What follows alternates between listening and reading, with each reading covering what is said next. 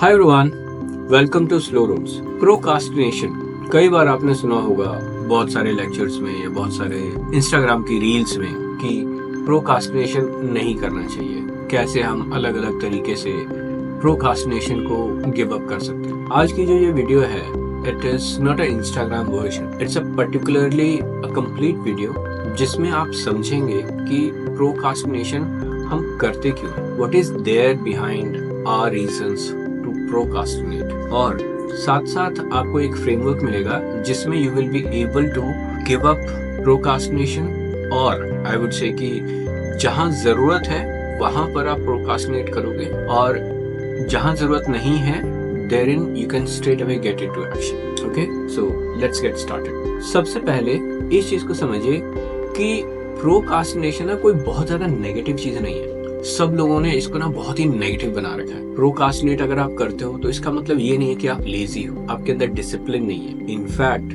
जो प्रोकास्टिनेट करते हैं उनके लिए ना वो चीजें बहुत ज्यादा मैटर करती हैं, एंड दैट्स द रीजन कि वो जल्दी डिसाइड नहीं करना चाहते किसी भी चीज के ऊपर, and that's why they procrastinate. सबसे पहले एक बार ना समझने की कोशिश करते हैं कि हमें पता कैसे चले कि हम प्रोकास्टिनेट कर रहे हैं, क्योंकि कई बार होता यह है कि जब हम किसी चीज को कल के लिए या परसों के लिए डिले करते हैं या कल या परसों के लिए शेड्यूल करते हैं तो एक्चुअली प्रोकास्टिनेट नहीं होता, that is the need of the hour, उस समय की जरूरत है, इसलिए हम उसे कल के लिए शेड्यूल करते हैं। और प्रोकास्टिनेट थोड़ा सा अलग होता है। तो सबसे पहले इसी चीज को समझते हैं कि किन किन सिनेरियोज में हम प्रोकास्टिनेट करते हैं, या फिर कैसे आइडेंटिफाई करें कि ये मैं कल के लिए शेड्यूल कर रहा हूं या मैं प्रोकास्टिनेट कर रहा हूं। ठीक है, सबसे पहला चीज, मोस्ट कॉमन चीज जो होती है दैट इज कि आप ना काम करने के बजाय क्लीनिंग में लगे रहते हो। क्लीनिंग मतलब उसको परफेक्ट बनाने में। अगर आप हर बार चीजों को परफेक्ट बनाने के चक्कर में लगे हुए हो, देन कि ये बेटर हो जाएगा तब करूंगा, ये बेटर हो जाएगा तब करूंगा, ये बेटर हो जाएगा तब करूंगा। जैसे कई लोगों की अगर बात करें तो लोगों ने सोचा कि जैसे अभी न्यू ईयर गया है रिसेंटली, तो बहुत सारे लोगों ने जिम जाने का प्लान बनाया। ठीक है, अब जिम जाने के लिए क्या हुआ कि अभी तक सोच क्या रहे हैं, चलो मैं जिम के मेंबरशिप लूंगा, फिर उसके बाद जिम के लिए अलग शूज लूंगा, जिम के लिए अलग कपड़े लूंगा, मैं अपने प्रोटीन का बजट बनाऊंगा, प्लस और कुछ करूंगा, तब जा करके मैं जिम ज्वाइन करूंगा। तो हमने ना 10, 12, 15 और बहुत सारी चीजें बना दी, एंड देन उसके बाद फिर करते रहे। तो अगले हफ्ते से अगले महीने हो गया, अगले महीने से पता नहीं 4 महीने, 6 महीने, 8 महीने बीत गए और हमने छोड़ ही दिया। फिर अगले साल फिर याद आया कि नहीं यार, इस साल का गोल तो जो था मेरा वो तो हेल्थ गोल था, लेकिन मैंने तो उसमें जिम ज्वाइन ही नहीं किया। तो इस तरह की चीजें होती हैं। तो पहले आपको समझना है कि हम ना परफेक्ट करने के चक्कर में पड़े रहते हैं कि जब मैं जिम जाऊंगा तो परफेक्ट जाऊंगा। Even for that sake I would say कि बहुत सारे लोग जिन्होंने जिम की मेंबरशिप ले ली है और वो हफ्ते में सिर्फ 2 दिन या 3 दिन जाते हैं। क्यों वो 2 या 3 दिन जाते हैं? क्योंकि उनको लगता है कि अगर जिम में जा रहा हूँ तो मुझे 2 घंटा जिम करना जरूरी है, या मुझे 1 घंटा जिम करना जरूरी है। अगर मैं 15 मिनट के लिए जिम जा रहा हूँ मतलब पैसे की बर्बादी है, इसलिए मैं जाऊंगा ही नहीं, या 15 मिनट जिम जाऊंगा तो कोई फायदा ही नहीं होगा, इसकी वजह से जाते ही नहीं है। So the important part is कि ये जो छोटी छोटी चीजें हैं ना, ये प्रोकास्टिनेशन में आ रही हैं आपकी, कि परफेक्ट करूंगा, जब मैं जाऊंगा तो मैं परफेक्ट करूंगा, नहीं तो मैं नहीं करूंगा। This is one way of procrastination जहां पे आप आसानी से आइडेंटिफाई कर सकते हैं। दूसरा जो केस है उसमें ना हम बहुत सारा इंफॉर्मेशन लेने के चक्कर में लगे रहते हैं कि ये भी पता चल जाए, ये भी पता चल जाए, ये भी पता चल जाए, ये भी पता चल जाए, उसके बाद मैं एक्शन लूंगा। जब मुझे इस चीज के बारे में पूरी A to Z सारी इंफॉर्मेशन होगी तब मैं जाके एक्शन लूंगा, नहीं तो फिर मैं एक्शन नहीं लूंगा। जैसे इसमें भी अगर मैं एग्जांपल दूं तो जिम का भी एग्जांपल ले सकते हैं या फिर डाइटिंग का एग्जांपल ले सकते हैं, जहाँ पे लोग पूरी चीजें एकदम हर चीज A to Z जानने के चक्कर में लगे रहते हैं। खास करके जब हम लाइफ हैबिट्स की बात करते हैं, जैसे कि हम स्लो रोड्स, यहाँ पर हम जो अलग अलग चीजों के बारे में बात करते हैं जिसमें आप और ज्यादा इम्प्रूव कर सकते हो। अब जैसे इसी में हमने आज बात की प्रोकास्टिनेशन की, तो इसमें से बहुत सारे ऐसे लोग होंगे जो प्रोकास्टिनेशन पे ना 15-20 वीडियो देखेंगे, या ग्रैटिट्यूड पे 15-20 वीडियो देखेंगे, ओवर थिंकिंग पे 15-20 वीडियो देखेंगे, लेकिन सिर्फ वीडियो ही देखते रहेंगे, they will not get into action. तो दैट्स द नेक्स्ट पॉइंट, कि जहां पर ना आप बहुत ज्यादा इंफॉर्मेशन लेने के चक्कर में पड़े रहते हो and you don't get into action. ज्यादा से ज्यादा आप करते जा रहे हो। तो that's again a way of procrastination, जहां पे हम ज्यादा से ज्यादा इंफॉर्मेशन लेने के चक्कर में रहते हैं। नेक्स्ट इसी में आता है, इंफॉर्मेशन ले ली, उसके बाद दूसरे जगह पे भी कई लोग प्रोक्रास्टिनेट करते हैं, जहां पर वो प्लानिंग करने में लगे रहते हैं। बहुत पहले तो है कि इंफॉर्मेशन ले ली, पूरा प्लानिंग करने में लगे रहे, ये करना है, ये करना है, ये करना है, ये करना है, ये करना है, ये करना, प्लानिंग ही करते रह गए, एंड देन उसके बाद हुआ नहीं। जो नेक्स्ट स्टेप है जहां पे अगेन प्रोक्रास्टिनेशन आता है, that is waiting for the right mood. मेरा ना आज मन नहीं कर रहा है, जब मेरा मन करेगा तब मैं ये काम करूंगा। That's again another version of procrastination, जहां पे हम अच्छे मूड का इंतजार करते हैं कि एक अच्छा मूड होगा मेरा तब होगा, और अगर उसमें हमारा मूड नहीं है या फिर जरा सा भी हमें डाउट है, 1% 2% भी डाउट है, तो हम करते क्या ना, अपने आप को बिजी रख लेते हैं। जैसे आप में से बहुत सारे लोग होंगे जो अपनी फैमिली से अलग रहते हैं, अपने पेरेंट्स से अलग रहते हैं, तो वो ना अपने पेरेंट्स से कई बार बात नहीं करते, या फैमिली मेंबर्स और जो रिलेटिव्स हैं, चाचा मामा ताऊ वगैरह इन सब हैं, तो इन सब से ना बात ही नहीं करते, अपने आप को ना थोड़ा सा बिजी रखते हैं। इनफैक्ट मैं भी उनमें से हूँ, जहाँ पर मैं प्रोक्रास्टिनेट करता हूँ talking to all the family members, हमेशा अपने आप को बिजी रखता हूँ, या फिर हमेशा जब भी कुछ होता है तो कहता हूँ आई एम तो वेरी बिजी। ठीक है, तो that's also another way of procrastination. तो आपको इसमें समझना है कि प्रोक्रास्टिनेशन जो है is avoiding certain things, not laziness. Procrastinate अगर कर रहे हो आप, तो इसका मतलब लेजी नहीं हो, आप कुछ चीजों को अवॉइड करने की कोशिश कर रहे हो। Via what ever XYZ reasons हैं आपके जो भी हैं, आप उसे अवॉइड करने की कोशिश करो कि टाल रहे हो, कल हो जाए, परसों हो जाए, and it could be any reason. हो सकता है कि उसमें पेन हो, जैसे एक्सरसाइज की अगर हम लोग बात करते हैं तो वहां पर 2 रीजंस आते हैं मेजरली। एक तो होता है कि जब एक्सरसाइज करते हैं तो पेन बहुत ज्यादा होता है, पहली बार अगर हमने जिम गए तो उसमें दर्द हुआ, तो दूसरी बार एक्सरसाइज करने के लिए कोई बोलता है तो सोचते हैं थोड़ा सा, इसलिए हम ज्यादा से ज्यादा अवॉइड करने की कोशिश करते हैं। दूसरा परफेक्शन, कि जब मैं करूंगा तो एकदम परफेक्ट तरीके से करूंगा, नहीं तो फिर करने का कोई फायदा नहीं है। अगेन ये दोनों चीजें होती हैं जिसकी वजह से हम अवॉइड करते हैं। आपने देखना है कि जो चीज आप अवॉइड कर रहे हो उसके पीछे एक्चुअली रीजन क्या है, why you are doing it. कुछ और भी रीजंस हैं जिसकी वजह से हम प्रोक्रास्टिनेट करते हैं, and that is majorly related to your emotional health. कई बार क्या होता है कि हम ना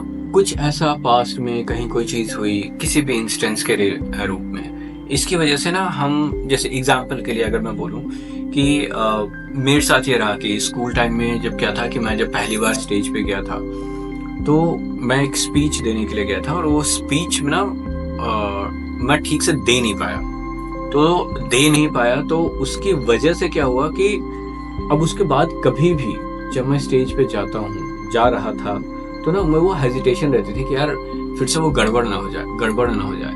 तो जहां तक हो सके मैं उसे टाल देता था, या मैं किसी और को देता था, और अगर मेरी बारी है तो मैं उसको प्रोक्रास्टिनेट करता रहता था, मैं अगले हफ्ते कर लूंगा, अगले महीने कर लूंगा, या समथिंग लाइक दैट। और जब तक अगले महीने अगले हफ्ते बोला मैंने, तब तक तो लोग भूल गए, तो देन मैं बच गया। तो पहली चीज जो होती है दैट इज कि कुछ पास में ऐसा इंसिडेंट हुआ है जिसको हम अवॉइड करना चाह रहे हैं, वो चाहते नहीं कि वो चीज दोबारा आकर हो, इसीलिए we procrastinate.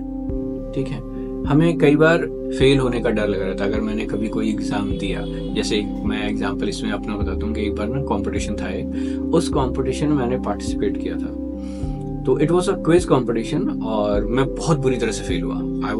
I scored just 1 out of 10 questions. तो उसके बाद फिर बहुत बेइज्जती हुई एंड ऑल दो स्टफ, जो लगा मुझे कि बहुत बेइज्जती हुई। उसके बाद ना मैंने कंपटीशन में पार्टिसिपेट करना छोड़ दिया, एंड उसका इम्पैक्ट ये रहा कि जो भी रहे कंपटीशन वगैरह में नहीं रहता, तो देन बाकी और अलग अलग तरीके से उसको कवर अप करने की कोशिश की एंड ऑल दो स्टफ। तो that was again another scenario, जहां पे हुआ क्या कि मैं सिर्फ फेल होने के चलते कि अगर मैं आज दोबारा पार्टिसिपेट करूंगा तो मैं फेल हो जाऊंगा, तो चाहे तो मैं उसको अवॉइड कर देता है या फिर छोड़ ही देता था उसको कि यार पार्टिसिपेट नहीं करना, किसी और को नॉमिनेट कर दिया या कुछ और कर दिया। तो again it was related to that. तो फेल होने का डर या फिर ये काम ढंग से ना कर पाने का डर, दैट वाज अगेन। एक और जो चीज होती है दैट इज जजमेंट। यानी कि हमें ना ये डर लगा रहता है कि लोग मुझे जज करना शुरू करेंगे। जज करने का मतलब अगर मैं अनहेल्दी हूँ, जैसे फॉर एग्जांपल अभी तो मैंने अपना वेट काफ़ी कंट्रोल किया है, लेकिन अभी 2 साल के पहले, 2 साल के आसपास पहले मेरा वेट जो था 85 केजीज था। 85 केजीज के होने के बाद अगर मैं किसी को हेल्थ एडवाइस दे रहा हूँ, ठीक है, तो हमेशा मैं ये सोचता था कि यार मैं क्या हेल्थ एडवाइस दूंगा, लोग मुझे जज करने लग जाएंगे कि पहले खुद का तो अपना मोटापा कम कर ले, उसके बाद किसी और को बताना कुछ। तो the other thing is judgement. हम ना जजमेंट के लिए हमेशा वो करते रहते हैं कि लोग ना मुझे जज करेंगे, अगर मैं ये चीज़ करूँगा तो लोग मुझे जज करेंगे। बहुत सारे आप में से जो लोग हैं वो कुछ ना कुछ स्टार्ट करना चाहते हैं, लेकिन इस चीज़ से डरते हैं कि अगर मैं फेल हो गया या फिर जैसा मैंने प्लान किया है वैसा नहीं होता है तो लोग ना मुझे जज करने लगेंगे और मुझे थोड़ा सा नीचा दिखाएंगे या व्हाटएवर XYZ चीज़ें होंगी, जिसकी वजह से मेरा सेल्फ स्टीम खराब हो जाएगा, मेरी इज्जत खराब हो जाएगी and we end up not doing that thing. हम वो रिस्क ही नहीं लेते, हम वो उस टेरिटरी में एंटर ही नहीं करते कि अगर फेल हो गया या अगर कुछ हुआ तो लोग जज करने लगेंगे और फिर फालतू में मेरी इतनी साल की इज्जत सब चली जाएगी। एंड जो लास्ट एंड फॉरमोस्ट पार्ट है कि हमें ना डर होता है हमेशा कि ना ये चीज़ हो सकता है फेल हो जाए। 100% जब तक हम श्योर नहीं होते तब तक हम नहीं करते। अगर लगता है ना 2%, 5%, 8% भी फेल होने के चांसेस हैं तो उसको ना छोड़ दो। जब मैं 100% श्योर हो जाऊंगा ना तब मैं करूंगा इस काम को। आप में से बहुत सारे ऐसे लोग होंगे जो अपना यूट्यूब चैनल स्टार्ट करने चाहते होंगे या कोई बिजनेस स्टार्ट करना चाहते होंगे। वहां पर भी आप 100% श्योर होना चाहते हो कि यार ये बिजनेस मैं तभी स्टार्ट करूंगा जब मैं 100% श्योर हूं कि ये बिजनेस प्रॉफिटेबल होगा। फेल होने का चांस नहीं है, ठीक है। इसीलिए आप प्रोक्रास्टिनेट करते जाते हो, कल, परसों, नरसों, अगले साल, उसके अगले साल। जब मैं श्योर हो जाऊं पूरा तब मैं करूंगा। तो द थिंग इज कि ये सब बुरी चीजें नहीं है, ये ना आपका आई वुड से कि डिफॉल्ट डिफेंस मैकेनिज्म है। डिफेंस मैकेनिज्म इस तरह से वर्क कर रहा है आपको, क्योंकि आप अगर देखो तो आपका जो अपना वन सेल्फ है वो आपसे प्यार करता है और वो बिल्कुल भी नहीं चाहता कि आप फेल हो। इसीलिए वो प्रोक्रास्टिनेट का एक सिस्टम तैयार करता है आपके अराउंड, जहां पर किसी भी तरह का कोई डर है, फियर है या कुछ भी ऐसा कुछ अनप्लीजिंग कोई भी चीज हो सकती है, उसको वो प्रोक्रास्टिनेट करने के लिए कह देता है एंड यू डू दैट, ठीक है। सो ऐसा नहीं है कि प्रोक्रास्टिनेशन सिर्फ गलत ही चीजें करता है, वो आपको हेल्प भी करता है कई जगह पे। वो प्रोक्रास्टिनेट जब आपका दिमाग कर रहा है या आप कर रहे हो बाय डिफॉल्ट मोड में, तो ना आपके लिए कई जगह वो बहुत ही हेल्पफुल भी है। जैसे अगर आप काफी ज्यादा थक चुके हो, इन दैट केस अगर कोई काम आता है और आप उसे कल के लिए कहते हो, ठीक है, तो वो भी एक तरह का प्रोक्रास्टिनेशन है। बट हेयर मैं अपनी लैंग्वेज में उसे कहता हूँ इट्स शेड्यूलिंग। प्रोक्रास्टिनेशन और शेड्यूलिंग, इन दोनों में ना मेजर डिफरेंसेस है और अक्सर लोग इसमें कंफ्यूज होते हैं। जब मैं प्रोक्रास्टिनेशन की बात कर रहा हूँ तो सबसे पहला कि प्रोक्रास्टिनेट जब हम कर रहे हैं तो उसके पीछे ना कोई वैलिड रीजन नहीं होता, ठीक है। देन कई बार ऐसे रीजंस होते हैं जो आसानी से जिसको हैंडल किया जा सकता है, but we end up accepting that reason और उसके बाद बोलते हैं ठीक है यार कल ही कर लेंगे या परसों ही कर लेंगे। दूसरा, 90% केसेस में जब हम प्रोक्रास्टिनेट करते हैं तो we don't give a time, मतलब एक पर्टिकुलर टाइम नहीं देते। और जब हम शेड्यूल कर रहे हैं तो उसमें हम एक फिक्स टाइम देते हैं, जैसे कि अगर अभी ये चीज मुझे नहीं करनी तो ठीक है मैं कल करूंगा, लेकिन कल 12 बजे, 1 बजे, 2 बजे ऐसे करके करूंगा। एंड सेकेंड पार्ट होता है कि जब हम प्रोक्रास्टिनेट करते हैं तो ना there is no finite reason, एक डेफिनेट रीजन नहीं होता वहां पर ना। कोई छोटी मोटी रीजन होता है या अक्सर केसेस में कोई ना कोई बहाना होता है, जैसे मैं थक गया हूँ, आज मूड नहीं है, मुझे तो वहां जाना था। और जब आप शेड्यूल करते हो तो वहां पर you give that a particular time, ठीक है।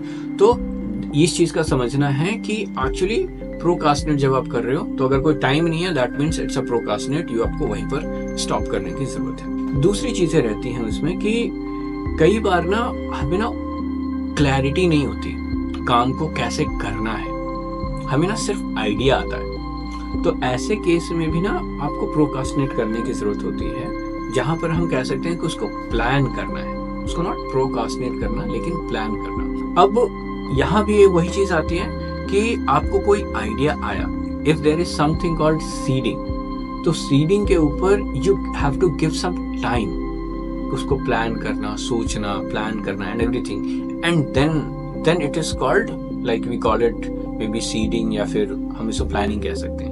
लेकिन प्रोकास्टिनेशन अगर यहाँ पर होता है तो उसका मतलब ये है कि आइडिया आया एंड देन हम दिमाग में ही सारा कुछ करने लग गए। मतलब अगर मुझे कोई नया बिजनेस आइडिया आया तो मैं क्या करूंगा, दिमाग में ही प्लान बना, अच्छा मैं ऐसे कर लूंगा, मैं ऐसे कर लूंगा, मैं उससे बात करूंगा, मैं ये करूंगा, मैं वो करूंगा, दिमाग में ही वो चलता रहा। तो अगेन वहां पर भी वो चीजें हैं। तो प्रोकास्टिनेट का मतलब ये है कि आप दिमाग में ही सारा कुछ कर रहे हो और प्लानिंग हो जाएगा जब आप पेपर पे कर रहे हो। ठीक है, तो यहाँ दिस इज अनदर डिफरेंस, जहां आप देखते हो कि प्रोकास्टिनेशन और प्लानिंग दोनों में डिफरेंस आ जाता है आप, क्योंकि जब प्रोकास्टिनेट आप करते हो वहां ना क्लैरिटी नहीं आती, लेकिन जब आप प्लानिंग करते हो तो वहां पर क्लैरिटी आती है। And even I would say कि प्लानिंग जो है नॉर्मली हम पेपर पे करते हैं, कंप्यूटर पे करते हैं, या फिर किसी फिजिकल डिवाइस पे करते हैं, बोर्ड वगैरह किसी पर करते हैं, so that you get the clarity. तो प्लानिंग से क्लैरिटी आ जाती है, लेकिन प्रोकास्टिनेशन में क्लैरिटी नहीं आती, हम दिमाग में ही घूमते रहते हैं। तो अब नेक्स्ट आता है कि हम इसको यूज कैसे करें। ठीक है, किस तरीके से प्रोकास्टिनेट को हमने आइडेंटिफाई तो कर लिया कि प्रोकास्टिनेट मैं कर रहा हूँ, कैसे क्या क्या सिनेरियोज हैं। अब आता है कि हम इसको यूज कैसे करें। देखिए, प्रोकास्टिनेशन को से बचने के लिए, या फिर आई वुड से कि प्रोकास्टिनेशन को चेंज करने के लिए अपनी हैबिट में, आप उसको प्लानिंग से रिप्लेस कर सकते हैं। यानी कि जब भी आपको कोई भी चीज कल, परसों, नरसों या 1 महीने बाद के लिए करना है, तो गिव इट अ टाइम। मैं ये चीज करूंगा, अभी नहीं करूंगा, लेकिन मैं कल करूंगा, कल दोपहर के 2 बजे करूंगा, कल 3 बजे करूंगा, या अगले हफ्ते करूंगा, अगले हफ्ते में डिफाइन दैट डेट। ठीक है, अगले महीने करूंगा, define that date and mark it in the calendar. जब आप कैलेंडर में मार्क कर देते हो, दैट मीन्स इट्स डन। जैसे कई बार आप अपने पुराने दोस्तों से मिलते हो और कहते हो, फोन पे बात होती है, एंड यू ऑलवेज से कि यार कभी ना मिलने का प्लान बनाते हैं, कहीं चलते हैं, सब घूमने का प्लान बनाते हैं। एंड देन हमेशा होता है कि हाँ ठीक है चलते हैं, सब लोग यही बोलते हैं कि हाँ ठीक है चलते हैं, लेकिन देयर इज नो क्लैरिटी कि कब जाना है, कहाँ जाना है। इसलिए वो हमेशा प्रोकास्टिनेट होता रहता है। Everyone is procrastinating. वहां पे क्या करना है, गिव इट अ टाइम। हम अगले संडे, सेकंड संडे, 12 तारीख, 15 तारीख को सीपी में मिलना है, हौज खास में मिलना है। Give that time, fix that time and place. ठीक है, तो प्रोकास्टिनेशन से वो एक्शंस में डेवलप होने शुरू हो जाएंगे। जब आप जिम ज्वाइन करना है या कोई भी आप ज्वाइन करना है, ठीक है, इफ यू से कि हाँ मुझे इस तारीख से जिम ज्वाइन करनी है, इस तारीख से योगा क्लासेस लेनी है, इस तारीख से मैंने ये काम करना है, mark that in the calendar. अगर उसमें फंड्स की जरूरत है तो पुट दैट फंड असाइड कि ये फंड सिर्फ इसी के लिए इस्तेमाल होगा। Today plan it, don't think in your head कि हाँ ठीक है मैं उस दिन देखूंगा क्या करना है।